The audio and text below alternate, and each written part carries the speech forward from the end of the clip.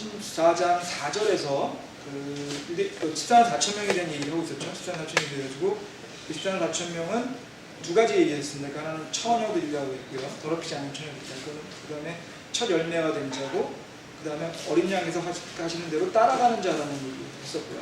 그래서 그 따라가는 자라는 것이 주님이 인도하는 듯, 마치 출애굽기에서 불기둥과 기름기둥과 구름기둥을 따라가듯이 주님이 시키시는 대로 따라가는 그런 사람들이 같다는 거 지금 얘기하고 있었고요. 근데 그리고 이제 탐욕, 지난 시간에 또 탐욕에 대해서 배웠었죠. 탐욕이 우상숭배라는 거. 우상숭배라는 거는 주님보다 뭐든지 위에 놓는 것이다. 그래서 얘기를 드렸었는데, 오늘은 이제 그 얘기를 마무리를 좀 짓도록 하겠습니다. 그래서 지금 주님을 따라가는 것이 이제 14만 4천 명의 특징이고, 결국 이제 14만 4천 명이 지금 이 계시록에 나오는 14만 4천 명은 유대인이지만, 주님께서는 저희 신약시대 그리스도인들도 이런 유대인 14만 4천 명과 같은 성격을 갖기를 당연히 원하시는 거니까 이분들이 어떤지를 우리가 배우는 게 되게 중요한데요. 문제는, 여기서 하나 또 문제는, 주님을 따라가는 것이 그러면 어떻게 가능한 것인가? 주님을 따라가는 것이 어떻게 가능한가? 요거에 대해서 오늘 말씀드리도록 하겠습니다. 지금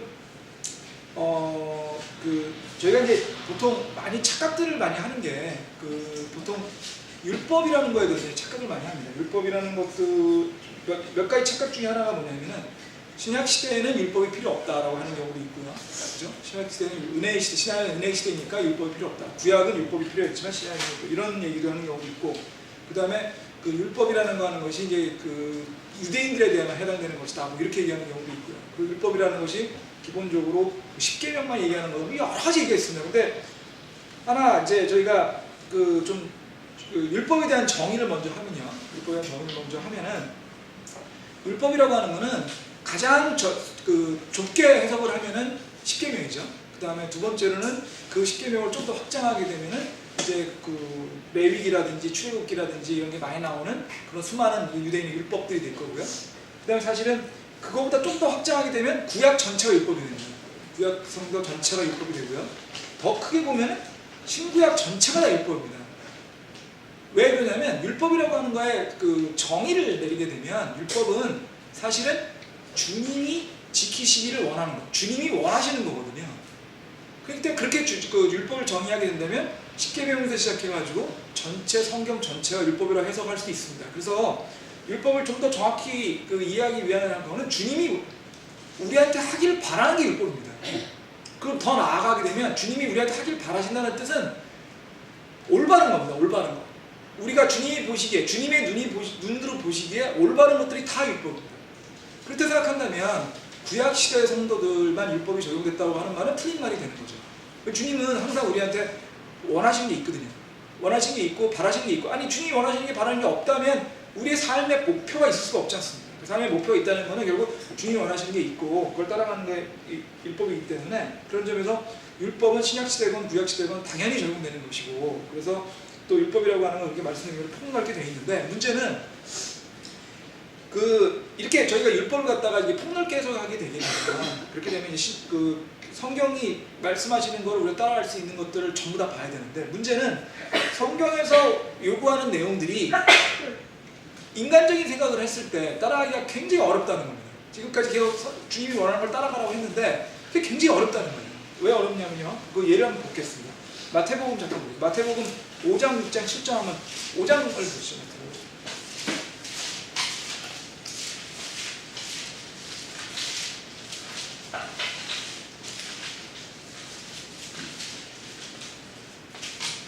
마태복음 5장, 6장, 7장이에요. 5장이 그 유명한 주님의 산상설교죠. 산상설교고,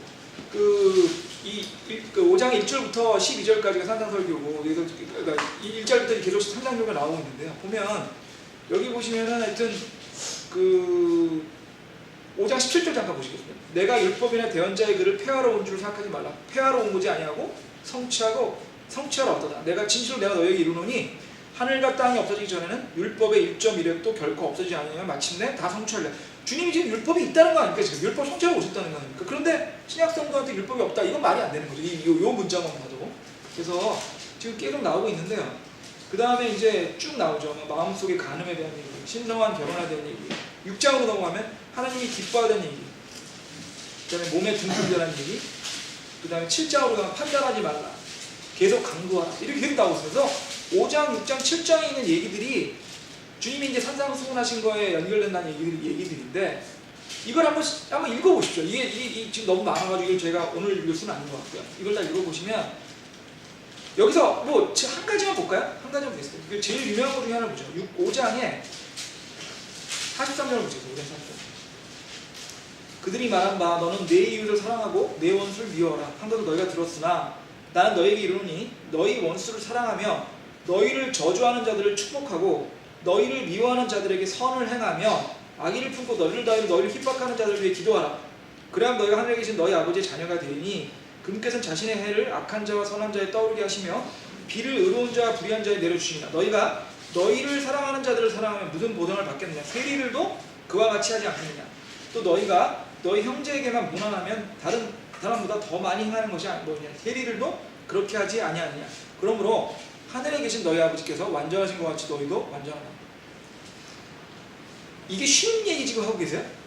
이게 쉽습니까? 지금 그 주님께서는 세리들도 사랑하는 사람을 사랑하니까 너희들도 사랑하는 사람 사랑하는 게 뭐가 어렵냐? 원수를 사랑해야 주님이 원한다는 거죠.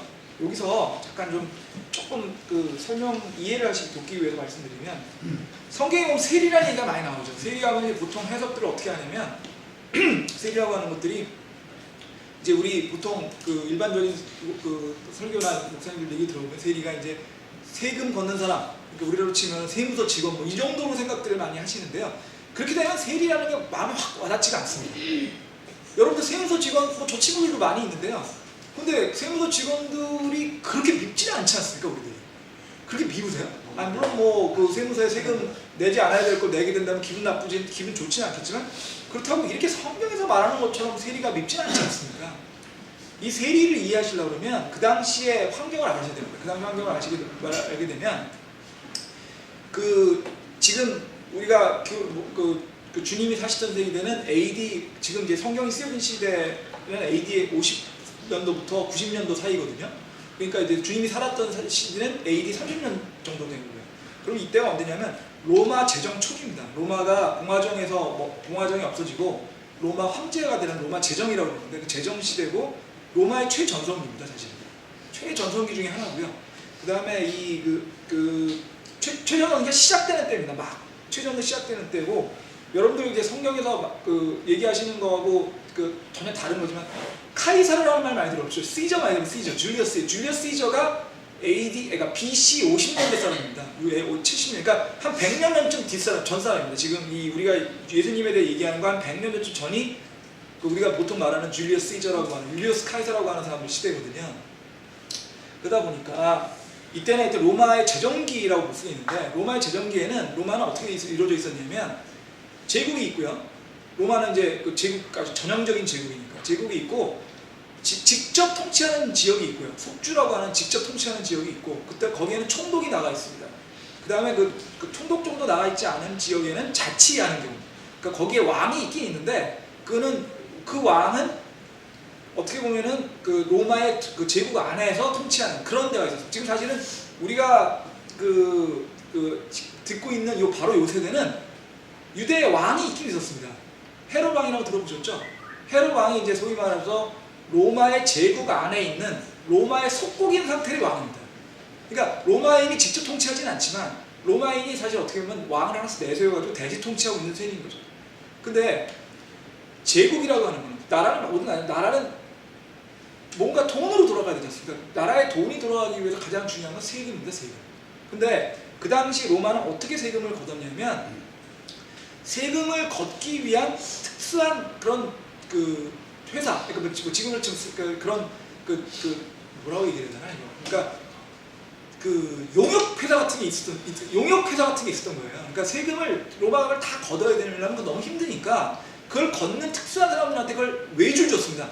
용역을 준 거죠, 용역을. 그래서 그 용역을 준 사람들이 세금을 걷어서 로마에 납부를 합니다. 근데 재밌는 거는 어떻게 세금이라는 게 우리 같은 경우에는 세금이 이렇게 어떻게 되냐면 이익이 나면 법인 같은 경우는 이익이 나면 이익의 10% 내게 돼 있고요.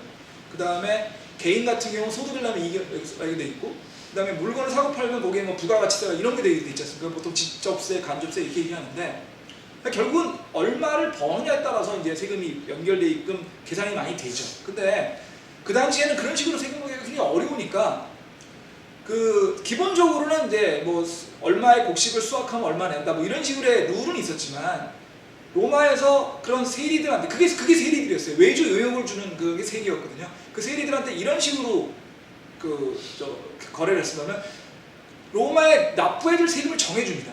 올해는 얼마를 로마에 납부해라.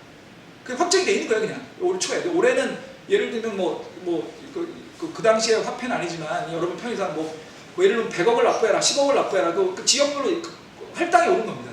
그럼 그 지역 할당이 내려오면요, 10억은 무조건 내야 돼요, 로마에. 로마에 내는데 재밌는 거는 그 세리들을 어떻게 뽑았냐면은 경매를 했습니다. 그 지역에서 내가 세리가 되겠다는 사람은 로마에다가 내가 그러면 얼마를 납부할 테니까 나한테 그걸 일종의 그런 경매와 결정했어요. 마치 면세점 주듯이. 그러면 로마에 10억 원을 갖다가 납부를 하는 거를 내가 하기 위해서 자기도 돈을 냈을 거 아닙니까? 그죠? 그러면 이제 이렇게 가는 거죠. 10억 원 납부하시면 저는 12억을 내겠습니다. 저는 13억을 내겠습니다. 그러면 더 많이 내겠다는데 주는 거예요. 기본전은 있는데. 그러면 로마 입장에서 보면은 세리를 확정하는 순간 자기가 받을 세수가 확정되니까 편한 거죠, 로마는. 근데 세리 입장에서 해보세요. 내가 로마는 10억 원을 받았으면 좋겠는데 나는 그걸 하기 위해서 12억이나 13억을 내겠다고 받았다 이거죠. 그러면 12억이나 13억을 내고 로마에 내고 나서 자기도 남는 게 있어야 될 거 아닙니까? 그러니까 더 많이 걷어야 돼요. 훨씬 더 많이 걷을수록 자기한테 이익이니까. 그러면 로마에 낼 거보다 더 많이 걷는 거를 하기 위해서 어떻게 되냐면 굉장히 쥐어짜야 되는 거죠. 거기가 어떻게 됐든 간에. 그래서 세리를 미워하게 된 겁니다. 근데 그 세리라는 사람들이 그러면 로마인이냐? 로마인도 아니에요. 그 지역 사람이거든요. 그러니까 유대 같은 경우에는 유대에서 세리한 사람들은 유대인입니다. 마태도 세리였지 않습니까? 그 마태복음 쓰면 마태 세리였거든요. 마태 유대인이잖아요. 그 유대인 중에서 자기가 로마의 일종의 그런 경매에 참가해서 자기가 그 세리가 되겠다고 한 다음에 그만큼 돈을 많이 걷어가지고 그 많이 돈을 거둔 거를 갖고서 하려고 하니까 로마 사람들이 그리고 그런 걸 하려면 기본적으로 어떤 사람들이죠?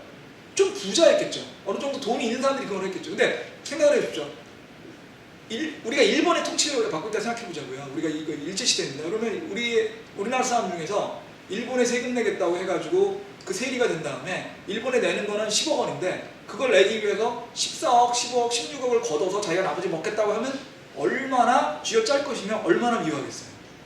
그걸 이해하셔야 이 세리가 얼마나 미워할지, 그 세리에 대한 그 분노라든지 이게 얼마나 할지 이해할 수 있거든요. 근데 그걸 이해하셨다고 보고요. 그러면 그런 세리들도 자기를 사랑하는 사람을 사랑하는데 니네들이 사랑하는 건 아무것도 아니다. 그렇게 미움받는 세리들이 그런데 너네들이 하는 뭐가 대단하냐. 그러니까 너네가 세리랑 다르려고 한다면 너희는 원수를 사랑하라.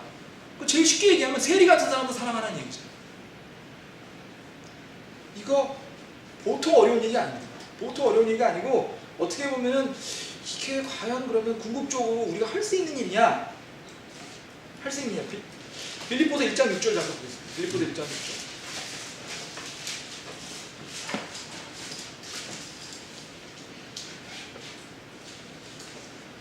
이것이 우리가 할 수 있는 일이라는 걸 생각하게 될 때 우리가 봐야 되는 구절이 바로 빌립보서 1장 6절입니다. 6절을 보시면 너희 안에 선한 일을 시작하신 분께서 예수 그리스도의 날까지 그 일을 이루실 것을 바로 그것을 확신하노라. 지금 저희가 이걸 알아야 될 건 뭐냐면요. 지금 주님께서 우리한테 요구하시는 삶, 그것이 그냥 구약에 있는 율법이라고 얘기하는 것 이외에 신구약을 다 통틀어서 얘기를 한다고 봤을 때, 율법이 주님이 원하시는 거라고 얘기했을 때 사실은 구약에서 말하는 율법보다 신약에서 주님이 우리한테 요구하시는 그 내용, 그것도 율법이라고 본다면 그게 훨씬 더 어렵습니다.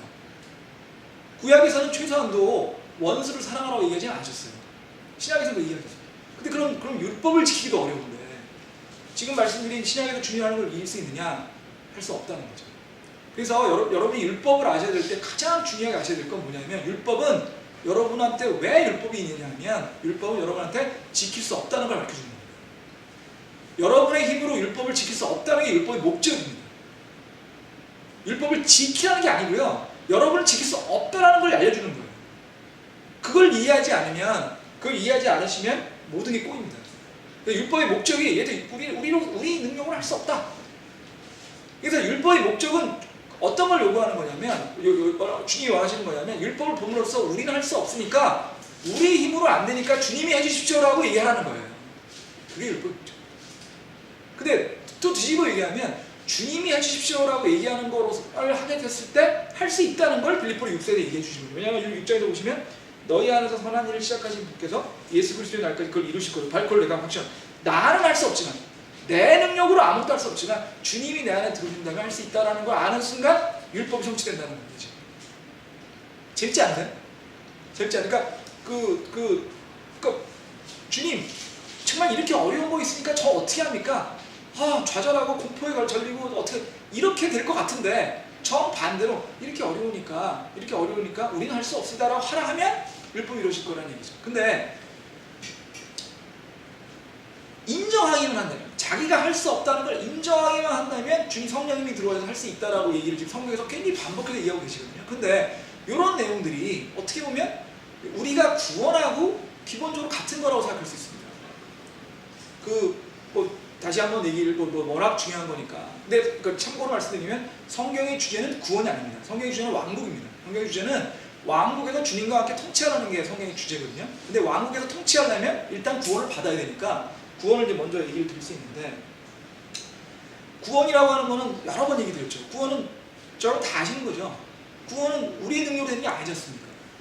그죠? 은혜로 되는 거잖아요. 왜 은혜로 될까요? 구원이라는 건 뭐죠? 우리의 죄로부터 사함을 받는 거야 라고 보통 얘기할 수 있는데, 죄라고 하는 거는 이렇게 정의하시면 돼요. 율법을 지키지 못하는 거라고 죄라고 보통들 이해하시는데요. 그것도 죄의 큰 뜻이 되지만, 아까 말씀드린 것처럼 신구약에 있는 모든 걸 율법이라고 하고, 올바른 것, 완벽히 올바른 걸 율법이라고 한다면, 주님같이 되는 걸 율법이라고 생각을 한다면, 율법을 지키지 않는다면 죄라고 하는 걸 어떻게 정의하는 게 더 정확하냐면은 주님같지 않은 게 죄입니다. 주님처럼 완벽하지 않은 게 죄예요. 그러니까 불완전한 게 죄라는 거죠. 근데 다 떠나서, 모든 걸 떠나서 아무리 인간이 완벽해지더라도 주님과 있을 수 없습니다. 왜 없을 수 없죠? 우린 무조건 죽습니다. 우린 무조건 죽어요. 그러니까 이 사람이라는 모든 피조물이라는 성격 자체에 유한성이 내재되어 있습니다. 무한하지 않는 유한성이 내재되어 있거든요. 그게 죄입니다. 그걸 죄로 정의하시면 쉬워지거든요. 그러면 우리는 무한하지 않습니다. 유한합니다. 근데 영생이라는 게 뭐냐는 거죠. 영생은 무한하게 사는 거거든요. 그러면 우린 유한합니다. 목표는 무한한 거예요. 유한이 무한으로 넘어가는 건 우리 능력으로 안 된다는 거예요. 그렇기 때문에 유한이 무한으로 가는 거는 무한한 분이 끌어올려주는 수밖에 없는 거예요. 그 유한과 무한대에서 1을 빼나, 무한대에서 1000을 빼나, 무한대에서 1억을 빼나 마찬가지로 무한대입니다. 그 차이는. 그러니까 무한과 유한의 차이는 무한하기 때문에 그거는 무한하신 주님밖에 채울 수 없고, 그걸 우리가 뭐라고 부르는 거냐면 은혜라고 부르는 겁니다. 이해되시죠? 그러면 구원이 그렇듯이 그걸 다시 연결해서 율법도 마찬가지라는 얘기예요. 구원이 그런 거니까 율법도 결국 우리가 율법 다 지킬 방법이 없는 겁니다. 왜? 우리는 유한하고 불완전하기 때문에. 그러니까 완전하신 주님이 들어와서 해줄 수 있는 건데, 그러면 완전히 주님이 들어와서 그걸 이룰 수 있게끔 해주는 건 뭐냐? 우리가 우리 힘으로 할 수 없다라고 인정하는 것밖에 없습니다. 예레미야서 3장 23절 보시겠습니다. 예레미야 3장 23절. 예레미야 3장 23절, 13절, 죄송합니다. 13절. 예레미야 3장 13절 제가 읽겠습니다. 오직 내 불법, 곧 내가 내 주 하나님에게 범법하고 내 길을 뿔뿔이부터 모든 푸른 나무 밑에 있는 파근대로 가며 너희가 내 목소리에 순종하지 않은 것을 인정하기만 하라. 주가 말하는, 주님께서 예레미야한테 뭐라 하냐면 잘못한 거 그냥 인정하라는 겁니다. 내가 잘했다 이런 얘기 필요 없이 잘못한 인정하면 주님께서 용서하시고 답을 주시겠다는 거거든요. 그 다음에 마태복음 19장 26절 보겠습니다. 마태복음 19장 26절. 인정하기만 하는 거고요. 인정하면 마태복음 19장 26절에서 예수님께서 그들을 보시며 그들에게 이르시되 사람들에게는 이것이 불가능하나 하나님께는 모든 것이 가능하리라. 그죠? 로마서 8장 3절 보겠습니다. 로마서 8장 3절. 율법이 육신으로 말미암아 연약하여 능히 하지 못하는 것을 하나님께서는 하셨나니 곧 자신의 아들을 죄 있는 육신의 모양으로 보내시고 또 죄로 인하여 그 육신 안에서 죄를 정죄하시니라. 이것은 육신을 따라 걷지 아니하고 성령을 따라 걷는 우리 안에서 율법의 의가 성취되게 하려 하십니다. 이게 다 무슨 얘기죠? 우리가 율법을 갖고 우리가 할 수 없다라는 걸 인정하고 할 수 없다는 인정함으로써 주님이 들이게 되시면 다 성취할 수 있다는 거죠. 우리는 할 수 없지만 주님이 할 수 있다. 많이 들으신 얘기 아닐까? 구원하고 비슷해요, 굉장히. 우리가 할 수 없는 거예요. 주님이 할 수 있는 거죠.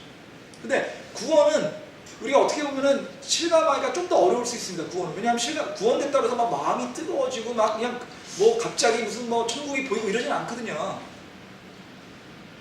근데 지금 이 말씀한 것처럼 내 힘은 할 수 없지만 주님 할 수 있다는 거는 그거보다는 좀 더 우리가 일상생활에서 느낄 수는 있습니다.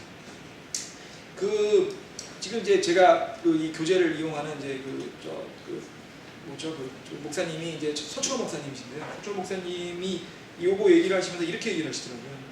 이거 이제 그 목사님이 저보다 연배가 좀 미치시거든요. 이거 제가 정확히 연세는 모르겠는데 저보다 아마 미치대요. 한 5, 6년 정도 미친 것 같은데 성사님이 이제 이 성경품 가르친 건 거의 한 7, 8년 전이니까 그러니까 목사님이 30대 후반이었을 겁니다. 근데 교회에 성목사님이 하시던 교회가 이제 밴쿠버에 있던 교회인데요. 지금은 뉴저지에서 사역을 하시는데 밴쿠버에 있던 교회, 지금 뉴저지 교회도 뭐 큰 교회는 아니지만 밴쿠버에 있던 교회는 굉장히 작은 교회였어요. 우리보다 더 작은 교회였어요. 근데 그 교회였는데 그 교회에 열심히 오시는 형제자매님이 따님이 결혼을 하신 모양이에요. 따님이 결혼하시니까 주례 부탁을 했답니다. 목사님이니까. 근데 생각을 해보세요. 30대 후반이에요. 그리고 이분이 그 당시에는 어떠냐면 이제 그 신학교 나오고 이제 박사 공부를 하려고 이제 막 하던 때였거든요.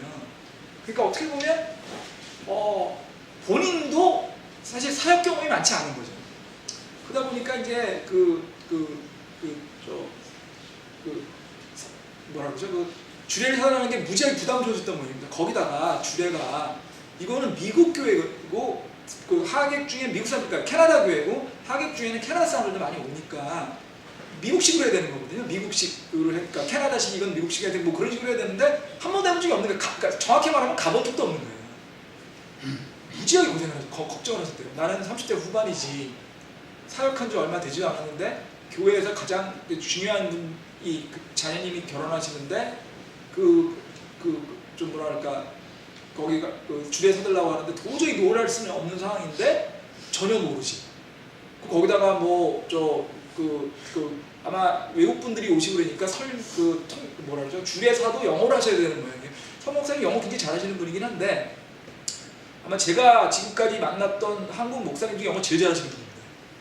우리나라에 계신 웬만한 목사님들 제가 많이 들어봤는데 대부분이 영어 못하시는데 이분은 정말 잘하세요. 정말 잘하시는 분인데 아무리 영어를 잘해도요. 제가 그거는 확연하게 말해요. 가장 두려운 거는 영어를 모국어로 쓰는 사람 앞에서 영어로 얘기하는 거예요. 진짜 두렵습니다. 그거 한 4, 50년 모아놓고요. 그 중에 대부분이 모르는 사람인데 그 앞에 가 영어로 얘기하려면 막 머리통이 쭉쭉쭉 씁니다. 쭉 씁니다. 근데 이분은 이제 한 번도 안 해본 설교를, 그러니까 주례를 그렇게 외국인들 앞에서 영어로 더더군다나 어떻게 하는지도 모르는데 해야 되는 거예요. 8개월을 고생을 하셨대요. 8개월. 결혼하기 전에 이제 그걸 뭐 여러 번 노했는데 안 된다고 그래가지고 또 파했는데 더 황당한 거는 그걸 밴쿠버에서 사역을 하시는데 토론토에서 결혼하는 거예요. 왜냐하면 이제 사위감, 사위가 될 사람이 토론토 사람인 모양이죠. 토론토가 그러니까 지금 홈그라운드에서 해도 지금 할까 말까인데 토론토까지 비행기 타고 토론토 무지하게 멀거든요. 밴쿠버에서 토론토까지 한 5시간 걸릴 겁니다. 아마 비행기. 5시간이 얼마나 먼 거냐면 서울에서 5시간 가면 방콕에 갈 수가 있어요. 서울에서 방콕까지 5시간밖에 안 걸립니다. 그러니까 지금 무지하게 먼데 가가지고 영어로 외국인들 앞에서 한 번도 안 해본 주례 설교를 30대 해야 되는 거예요. 8개월을 고생했어요. 8개월을 설교를 썼다가 지웠다가 하는데 도저히 못하겠더라는 거예요. 그걸. 그래가지고 나중에는 컨닝을 생각을 하셨답니다. 그래가지고 이제 딴 분이 잘 아시는 분이 한 거를 테이프를 빌려가지고 그 테이프를 10번 이상 보시면서 다 베꼈대요. 고대를 하려고. 근데 이제 그러고서 이렇게 하면은 이제 민망하진 않겠구나 생각하는데 가기 전에 마음이 막 아픈 거예요. 이거는 컨닝인데. 그게 당연히 그 설교는 그 해당되는 그 신랑 신부한테 적용이 없는 거죠. 왜냐면 거기에 해당되는 게 아니니까. 근데 이거를 도저히 자기가 그 본인의 그 마음으로서는 이거를 갖다가 거기 가가지고 진짜 그 하기에는 그분은 일생에 한 번밖에 없는 거 아닙니까? 그 결혼이라는 게. 뭐 일생에 한 번밖에 없는 결혼식에 주례를 하러 가는데 남의 거를 컨닝한 거를 가지고 가서 하려고 생각을 하니까 이 마음이 너무 안 좋으시고 비행기를 탔는데 비행기를 타가지고 가고 있는데도 막 그냥 마음이 그냥 너무 해가지고 도저히 잠을 못 주무셨대요. 공항에 내렸어요. 내일 해야 돼 내일. 지금 오늘 그래가지고 진짜 진심으로 기도했답니다. 진심으로 기도를 해가지고 주님 이게 내 힘으로는 안 됩니다. 근데 내 힘으로 안 됩니다. 좀 도와주세요. 그래서 본인 말이 너무 재밌는데 그러고 나면은 마음에 막 뜨거운 게 오면서 막 생각이 날 줄 알았는데 안 되더라는 거예요. 주님 이거 해주세요. 그래서 주님 저 포기했는데요. 주님이 이제 들어오셔야 되는데요. 안 들어오시더라는 거예요. 막 마음이 뜨거워져 이래야 되는데 그러니까 막 이게 주님 제가 마음을 비웠는데 못 들으셨나요? 그래서 계속했는데 이제 그래서 완전히 포기를 하셨대요. 완전히 포기를 해가지고 내일이 이제 설교인데 저녁 딱 밥을 먹고 호텔방에 들어왔는데 이제 큰일 났구나. 이제 방법이 없다. 나는 이제 포기다. 그래서 그냥 제가 할 수 있는 것은 제가 하고 주님이 할 수 있는 건 주님이 하세요. 포기하고 잠이나 자려고 기도를 딱 했는데 기도를 하고 잠에 딱 누웠는데 갑자기 내일 설교는 아닌데 라는 느낌이 들었는데 솔직히 얘기하시더라고요. 마음이 뜨거워지거나 무슨 뭐 앞에 빛이 보이거나 그게 아니었어요. 그런 건 전혀 없었는데 그냥 내일 건 아닌 것 같더라는 거예요. 밤에 딱 나와가지고 설교를 쓰기 시작했는데 5분 만에 다 썼던 거예요. 8개월 동안 해가지고 뭐 정작 그 전날은 그러니까 그 전에 그냥 밥 먹기 전에는 주님 저 좀 해주세요. 좀 마음 비웠습니다. 근데 머릿속에 얘기했을 때 이러면 주님이 도와주시겠지 이런 마음으로 했을 때는 안 했었는데 진짜 다 포기하고 그냥 주님이 알아서 하세요. 제가 그냥 제가 할 수 있는 건 제가 하고 주님이 하는 이러고 이제 포기했더니 딱 넣어가지고 5분 만에 다 쓰셨대요. 그러고 났더니 정말 너무 좋은 결혼식이 되고 아주 훌륭한 결혼식을 끝내고 오셨는데 본인이 그냥 그런 얘기를 간증을 하시면서 이렇게 얘기하고 싶었다는 거예요. 그렇게 했더니 주님이 들어와서 마음이 뜨거워지고 막 해서 했는데 그런 거 없었다는 거예요. 없었대요. 완전히 포기하고 그냥 했었는데 자기도 모르게 그냥 하다 보니까 너무 자연스럽게 그냥 할 수 있는 게 됐다고 하면서 그렇게 얘기하시더라고요. 우리가 그 율법이라는 건 결국 주님이 하기 원하시는 건데 결국 주님이 하시기 원하는 게 결국 그 입장에서 보면은 주님이 그 상황에 맞게끔 올바른 말씀을 주례로서 전할 수 있게끔 하는 게 율법인데 그걸 자기가 하려고 하거나 아니면 마음속 조금이라도 뭐 어떻게 하겠지 자기 마음에 있을 때는 안 해주시다가 완전히 포기를 하니까 아무도 모르게 그냥 자기도 모르게 그냥 그걸 넣어주시더라. 그래서 이게 최소한도 우리들 인생을 살면서 이런 경험은 정말 좋은 경험 같더라. 우리들 그런 경험을 하는 게 좋겠다. 이렇게 얘기를 하시더라고요. 근데 그 말씀 들으니까 정말 마음에 와닿고 그래서 사실은 이제 이런 얘기 드리는 거 아니라 저도 뭐 이런 게 있으면 좋겠다. 이런 걸 여러분들 얘기 드리면 서목사님 여러분 모르시니까 서목사님 얘기보다는 제가 드리는 얘기가 좀 더 실감이 있을 것 같은데 저는 아무 생각도 없더라고요 이런 게. 그러니까 뭐 주님이 오셔가지고 없었는데 하다가 이것도 뭐 사실은 뭐 어저께 밤에 갑자기 생각이 나서 이거는 얘기를 서목사님 건 아니지만 저도 조금 비슷한 느낌이 있었던 거가 있었을 것 같아서 말씀을 드릴 수 있을 것 같아서 생각이 들어서 말씀드리면 사실은 이 성경 공부가요. 제가 성경 공부하는 게 어떻게 보면 주님 서목사님이 설교한 거랑 어떻게 보면 같은 맥락인 것 같다는 느낌이 딱 들더라고요. 사실은 저희가 이제 우리 교회에 온 게 저희가 원래 저희 교회에서 구원을 받았습니다. 이 교회가 저희가 99년인가 2000년에부터 구원을 받았다가 2007년인가 8년에 저희 아버지 돌아가실 때까지 우리 교회를 다니다가 저희 아버지가 돌아가시고 저희 어머니가 이제 한국교회를 다니셔야 되니까 왜냐면 이제 2008년 정도에 저희가 옮긴 것 같은데 2008년에는 저희 교회가 거의 다 외국 분이셨어요. 전 미분들이 많으셔가지고 한국 분들이 별로 없었거든요. 그러다 보니까 어머니가 설교 듣기 좀 힘드실 것 같아서 어머니하고 같이 한국교회로 옮겼었습니다. 물론 독립시대기로 옮겼었는데 독립시대 옮겼다가 다 말씀드리는 게 좋을 것 같은데 도저히 못 다니겠더라고요. 어느 순간에 일이 못 다니게 가지고 힘들고 그래서 다른 교회를 많이 알아봤습니다. 굉장히 많이 알아봤는데 저기서 남친이 교회도 갔었고요. 여러 교회 갔었는데 이게 이런 거예요. 뭐냐면 정말 마음에 드는 교회가 없어요. 정말 뭐 그러니까 마음에 드는 목사님도 없고 마음에 드는 교회도 없고 그냥 다 꼴보기 싫은 거예요. 그냥 정말 교회 다니기 싫었습니다. 그래가지고 그냥 교회 다니기 싫은데 그냥 우리는 집에서 가정 예배 드리면 아닐까 생각까지 했으니까요. 그러니까 목사들이 너무 꼴보기 싫은 거예요. 그러니까 미국 목사도 꼴보기 싫고 한국 목사님들도 꼴보기 싫고 한국 집사는 더 싫고 미국 집사들도 싫고 아주 그냥 꼴보기 싫더라고요. 다 갔더니 뭐 갔더니 그래서 야 진짜 이거 우리 교회 근데 그러다가 진짜 마지막으로 한번 옛날에 다니던 교회니까 우태 목사님이 어떤 분인지 뭐 잘은 모르지만 그래도 아니까 어쩌고 왔는데 되게 좋았습니다. 제가 기억나는 게 크리스마스 때쯤인가 왔었는데 제가 처음 왔었어요. 혼자서 왔었는데 괜찮은 것 같아서 집사람하고 애들한테 가자고 그랬더니 다들 얘기가 우린 좋은데 어머니 어떡하냐. 그 어머님은 아주 그때 다니는 교회는 멀었거든요. 그 교회 모시러 다니서 그럼 그냥 별 생각을 다 했죠. 그러면 아침마다 제가 거기 모셔다 드리고 우리는 우리 교회 보고 모셔오면 어떨까 하다가 그것도 너무 아닌 것 같아서 근데 그때 저희 교회 김영호 목사님이라고 계셨어요. 한국 부목사님으로 계셨었는데 김영호 목사님이 설교를 하시고 성경 공부를 하는데 너무 좋더라고요. 성경 공부가 너무 좋더라고요. 그래서 제가 지금도 기억나는 게 창세기를 하셨었거든요. 너무 좋은 거예요. 그래서 이거 창세기 들어보니까 우리 어머니도 들어도 되겠다. 그리고 옛날보다는 훨씬 더 한국 분이 많으니까 좀 좋겠다 해가지고 저희 어머니 모시고서 저희 교회에 오게 됐죠. 그게 한 2016년 말인가 그런 거보다 2016, 제 기억에는 2017년 초 아니면 2016년 말일 거 아니면 그 전인가 보다. 그래서 하여튼 저희가 그래서 한 2년 됐습니다. 온지 2년 됐는데 와가지고 6개월이 딱 됐는데 김 목사님이 미국에 가신다는 거예요. 김 목사님이 캐나다에 있는 아까 말씀드린 서충원 목사님이 사역하시던 그 교회 있지 않습니까? 그게 이제 그 교회가 서충원 목사님이 거기 사역하시다가 박사과정을 가시는 바람에 뉴저지로 옮겨가셨거든요. 거기 목사님이 없으셨어요. 그러니까 그 교회 가신 데가 그것도 뭐 하도 많은 교회. 제가 김 목사님한테 가서 여러 번 얘기했습니다. 뭐라고 얘기했는지 아세요? 그 교회 되게 나쁜 교회고요. 저 교회 좀 아니까 되게 나쁜 교회인데 그게 나쁜 교회고 거기 교회가 워낙 형제자매가 없어가지고요. 목사님한테 이렇게 죄송하지만 이렇게 보수도 못 드린대요. 그리고 그 교회가 맨날 싸워가지고요. 목사님들이 사목사님들 말은 안 하시는데 굉장히 힘드셨다는 것 같아요. 그건 제 생각이었는데 그런 것 같아요.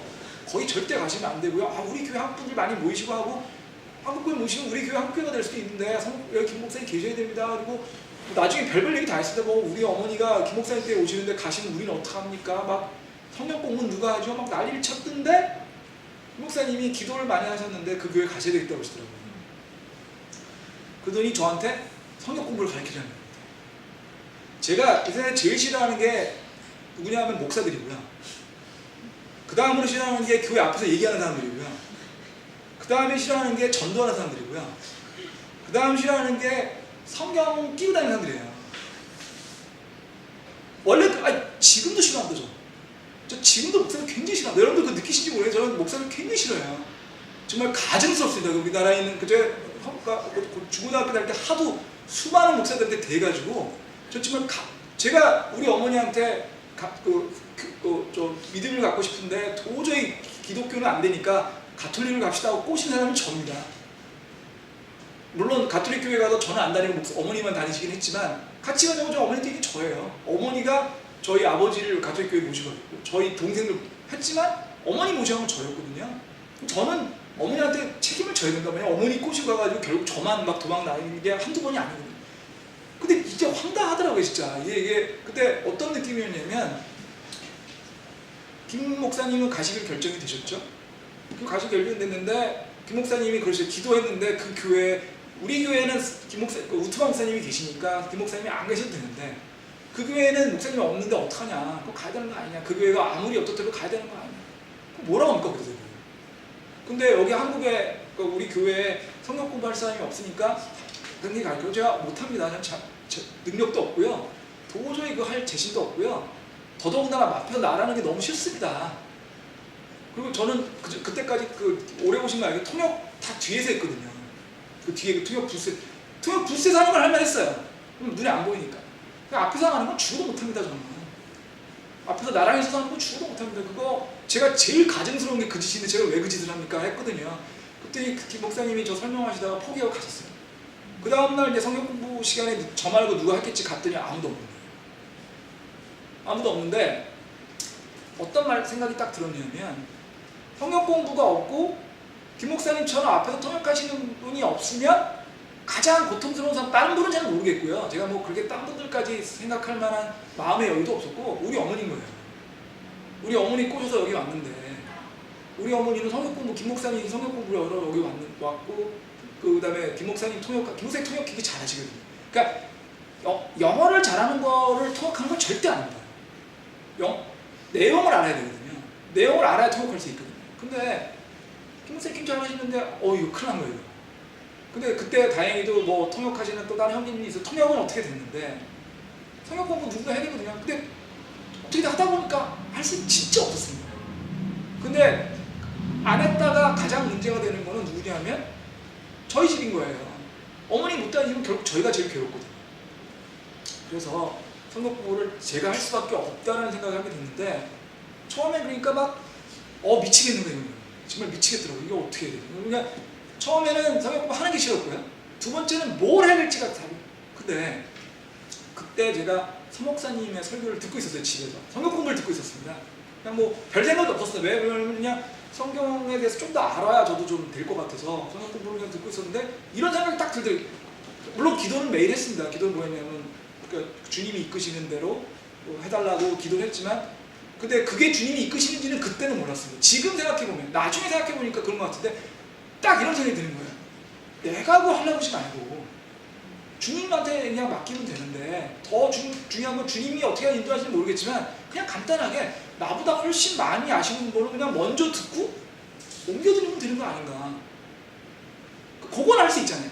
저보다 훨씬 많이 아시는 분들 거를 이야기를 먼저 듣고 그걸 그냥 제가 먼저 요약을 한 다음에 알려드리는 거는 뭐 그걸 할 수 있는 거 아닙니까? 그걸 할 수 있겠더라고요. 그래서 사실은 그 서목사님의 그 대회를 듣고 시작을 했습니다. 그래서 시작한 게 모세오경이었어요. 모세오경 시작한 딱 하나예요. 되게 재밌었어요 저한테. 이거 되게 재밌더라. 모세오경이 이런 거네. 이게 민수기하고 이런 거구나. 그래서 제가 이제 그거를 그냥 서목사님 걸 듣고서 해서 했더니 저는 뭐 다른 분들이 좋아하는 것까지는 잘 모르겠고 저희 어머니가 좋았어요. 우리 어머니 좋아하시니까 그럼 이제 최소한도 교회를 옮길 필요는 없겠구나 해서 제가 하게 됐어요. 근데 그러다가 쭉 하다가 보니까 조금 자신이 생기더라고요. 한 6개월 하니까. 그러니까 그때까지 계속 서목사님 걸 하다가 그러다가 이제 서목사님 설교가 이제 끝나고 나니까 이제 좀 딱 해서 사실은 그냥 제 머리로 그냥 막 좋다고 시중에 좋다고 하는 무슨 뭐 책들 같은 거 해서 그런 것들을 가지고 한번 가르쳐 볼까 했더니 당장 저희 집사람하고 저희 애들이 싫어해요. 아빠 갑자기 재미없어졌어. 여러분 그거 느끼셨어요? 그러니까 중간에 재미없었대요. 성경 공부 한참 재밌다가 중간에 재미없었답니다. 그때 제가 하려고 했던 겁니다. 그러고 나서 다시 또 포기했습니다. 이건 내가 하는 건 아니겠구나. 그래서 다시 서목사님이 오셨길래 제가 서목사님 거 하다가 그때는 사람이 좋아했는데 제가 다른 책 갖고 좀 이렇게 해봤더니 안 되더라. 서목사님 그러면 어떻게 서목사님이 옛날에 하던 게 있는데 한번 해보겠느냐 해가지고 하신 게 이게 계시록이에요. 그리고 계속 시작했더니 일단 제가 재밌고요. 제가 재밌고 사실 어떻게 보면 이제 그래서 얘기하게 됐죠. 근데 뭐 지금도 그런 기도를 하긴 합니다. 왜냐하면 제가 할 수 없으니까 주님 좀 해주셔 얘기를 하지만 뭐 진실하게 매일 기도하는 건 아닌 것 같고요. 저도. 근데 분명한 점은 이 성경 공부를 제가 하는 게 제가 느낀 건 주례를 서목사님이 느끼셨던 거와 비슷한 느낌을 저도 받는다는 거죠. 제가 할 수 있는 건 아무것도 없는데 하다 보니 주님한테 맡겨 하다 보니까 주님이 근데 정말 재밌는 거는 지금 저희가 지금 하고 있는 성경 공부의 이 내용을 서목사님이 어디서 하시는지 아세요? 밴쿠버에서 하신 거예요. 제가 이 성경 공부를 시작하게 된 이유는 김 목사님이 밴쿠버로 가셨기 때문에 한 거거든요. 근데 밴쿠버에서 성경 공부하는 거 내용을 제가 듣고서 여러분한테 옮길지는 저는 꿈에도 생각 못했죠. 왜냐하면 서목사님을 제가 알았을 때는 서목사님은 뉴저지에 계셨거든요. 주님은 유머가 꽤 있으신 거죠. 그 재밌지 않으신 거예요? 이게 유머가 아닙니까 이거는? 그래서 하여튼 정리를 해보면 저희의 기도는 3단계로 읽으셔야 됩니다. 저희의 기도는 저희가 주님의 이름을 살 때 우리의 기도는 3단계로 이루어지게 됩니다. 져야 되는 건 이루어지게 됩니다. 첫 번째는 어떻게 되냐면 우리 이렇게 됩니다. 주님을 우리가 알면 알수록 주님의 삶을, 주님이 원하시는 삶을 우리가 사는 게 얼마나 어렵다는 걸 알게 됩니다. 그게 알게 되면 처음에 우리는 육신이 강한 우리는 어떻게 되냐면 싫어하게 됩니다. 마치 김 목사님이 저한테 성경 공부하라 그랬을 때 제가 첫 반응이 저 못합니다 하고 똑같은 거예요. 싫어합니다. 첫 번째 반응. 그거 너무 슬퍼하실 필요 없습니다. 당연한 거거든요. 싫어나. 그런데 그럼에도 불구하고 계속 주님이 여러분한테 마음의 찔림을 주시게 되면 그 다음 단계는 뭐가 되냐면 주님 싫은 건 아닌데 할 수가 없습니다. 왜냐하면 능력이 안 되거든요. 라고 하게 됩니다. 그것도 부끄러워하실 필요 없습니다. 그것도 당연한 겁니다. 그렇지만 거기서 끝나시면 안 됩니다. 마지막 단계로 가셔야 돼요. 마지막 단계는 뭐냐면 주님 저는 싫고요. 저는 할 수 없고요. 하지만 주님이 시키면 하겠습니다. 하지만 왜? 주님이 시키는 거니까. 그런데 그 경우에는 저는 할 수 없으니까 주님이 해주십시오. 저는 할 수 없으니까 요 단계까지 가야 됩니다. 근데 제가 그냥 서목사님도 그렇게 느끼셨다니까 제가 아주 자연스럽게 얘기를 수 있는데요. 저도 뭐 그렇게 마음이 뜨거워지거나 그렇지 않답니다. 서목사님도요. 저도 그랬거든요. 마음이 뜨거워지고 기분 좋고 그렇지 않습니다. 그냥 자연스럽게 여러분 마음속에 주님이 들어오시게 됩니다. 근데 그 축구나 야구나 이런 걸 거기 보면요. 아주 일방적으로 이기는 게임을 보게 되면요. 너무 자연스럽게 이깁니다. 아주 아슬아슬하게 이기는 경우는 없으니까 너무 자연스럽게 이건 이길 수밖에 없는 그냥 주님도 그러신 것 같아요. 주님이 그래도 너무 자연스럽게 들어오시기 때문에 우리한테는 마음이 뜨거워지고 뭐 머릿속에 막 불이 번쩍번쩍 이러지 않다는 거죠. 주님이 아마 자연스러워 여러분의 자연스러운 생활에 들어오시게 되기 때문에 여러분이 언제 주님이 들어오시는지 모를 수밖에 없어요. 언제 알게 되냐면 뒤에 알게 됩니다. 아 내가 이게 주님이 나를 이게 그러니까 여러분이 저희 교회는 이 작은 교회입니다. 여기 작은 교회고요. 굉장히 중요한 시점에 있습니다. 저희 교회에 굉장히 중요한 시점에 있습니다. 저뿐만 아니라 모든 분한테 마찬가지 해당됩니다. 저희 교회가 내년 6월이 되면 미국에 있는 그 트럼프 대통령 같은 사람, 트럼프 같은 친구랑 우리나라에 또 문재인 대통령 같은 사람들이 있어서 아마 미군이 철수할지도 몰라요. 그 철수를 안 하더라도 아마 최소한 용산 기지는 많이 내려갈 때 저희 교회는 원래 미군을 위한 교회였어요. 처음에 저희가 왔을 때도 80% 70%가 미군 교회였어요. 근데 저희 교회 재정도 다 그분들이 잡혔고요. 저희 교회 일하시는 분도 다 그분이었습니다. 저희가 2007년, 2008년도에 왔을 때 저희 집사람이랑 저는 아무것도 안 했습니다. 교회의 청소 어떻게 하는지 뭐 교회에서 식사를 어떻게 하는지 몰랐습니다. 다 하는 사람이 있었어요. 다 하나 있었습니다. 뭐 교회 대청소하면 다 누군가 가서 해요. 우리는 안 가지. 교회 일 있으면 다 누군가 해요. 우리는 안 가지. 다 미국 분들이었어요. 근데 그분들이 조금씩 빠지고 이제는 없습니다. 내년 6월이 되고 나면 전혀 없을 수도 있어요. 아무도 없을 수 있어요. 우리 재정 대부분 그분들이 하셨고 우리 교회 일 다 그분들이 하셨고 우리끼리 있는 날이 올 겁니다. 더더군다나 내년 6월이 되면 아마 내년 7월쯤 되면은 저희 목사님이 1년간 그 미국에 안식년 가십니다. 가시려고 가신 게 아니라 목사님들은 다 선교사님이잖아요. 미국에 지원을 받으시는데 그분들에 가서 보고를 해야 됩니다. 여기서 선교를 어떻게 근데 우리 목사님이 거의 8년인가 7년인가 안 가셨어요. 보고를 안 했기 때문에 문제가 좀 되고 있거든요. 그래서 보고하러 가셔야 돼요. 그러면 내년도에는 아마 대리로 한 1년 정도 다른 선교사님이 오실 겁니다. 근데 그 얘기는 뭐냐면 목사님마저도 이게 없는 게 가장 중요한 시점에 담임 목사님만 여기 계신 우리밖에 없어요. 여기 계신 우리들이 모여가지고 우리 교회 재정도 해야 되고요, 영적인 것도 해야 되고요, 사역도 해야 되고 구형도 해야 됩니다. 갔다 나가서 여러분들이 해야 돼요. 저도 해야 되고요. 저 겁납니다. 두렵습니다. 우리 왜 어떻게 두려워요? 근데 분명한 점은 우리가 어떻게 했다고 얘기하면 안 될 것 같아요. 우리 모두 다 주님이 우리들한테 이게 주님이 원하시는 게 그러면 우리 교회를 없애는 걸 주님이 원하시지 않잖아요. 그죠? 제가 뭐 말씀 나왔으니까 저희가 그래서 사실은 이런 생각도 했었습니다. 좀 다른 교회 같은 데나 우리가 합쳐서 가보면 어떨까 생각도 했었어요. 잠깐. 근데 그 교회 뭐 말씀 다 아시죠? 우리 근데 저희가 갔다가 첫날 이건 아니다 하고 얘기하고 왔었어요. 왜냐하면 그쪽에서 생각하시는 거는 우리 교회를 없애는 거였어요. 그러니까 저희가 영어로 우리가 영어라는 이유는 미국 분들이 가셔도 영어 하시는 분들이 있잖아요. 그런 분들 위해 우리 교회에 있어야 되거든요. 근데 그분들은 영어로 하는 설교도 싫고, 그 다음에 우리 교회가 미국 분들이 오시는 것도 뭐 그렇게 바라지 않고, 심지어는 우리 교회가 그분들 교회에 같이 합쳐지길 원하시더라고요. 그건 아니다 그랬죠. 그건 아니다.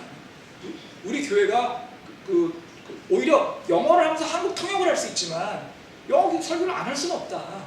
그래가지고 이제 그 다음엔 절대 이걸 있을 수 없다 그래가지고 이제 우리끼리 해야 되거든요. 근데 저는 그렇게 생각합니다. 서목사님이 주례를 했듯이, 그리고 저같이 목사님들 무지하게 싫어하는 사람이 여기서 거의 2년 넘게 성경 공부 가르치고 있듯이 주님이 하시면 할 것 같아요. 우리 모두. 그래서 사실 내년도에 지금부터 준비하셔서 내년도에 저희가 정말 영적으로도 부흥하고, 저희 교회가 30년 됐는데 미국 분들이 가시고 나면 없어지는 교회가 되면 한국 그리스도인 저희는 얼마나 부끄러운 일입니까? 그렇죠? 그런 것들을 우리가 주님한테 맡기고 따라가는 게 필요하지 않을까. 저는 할 수 있다고 봅니다. 할 수 있다고 보는데, 저희 교회가 사실 재정적으로는 우리나라에 있는 웬만한 독립주의보다 훨씬 더 좋거든요. 좋았거든요. 문제는 그 대부분이 미국 분들 때문에 했던 거긴 하지만, 이제 우리가 그걸 계속 할 거라는 걸 저는 생각하는데, 그런 거에서 주님한테 모두 맡기는 저희가 됐으면 좋겠습니다. 그러면 오전은 다음 주부터 하고, 다음 주에 하고요. 기도하고 말하겠습니다.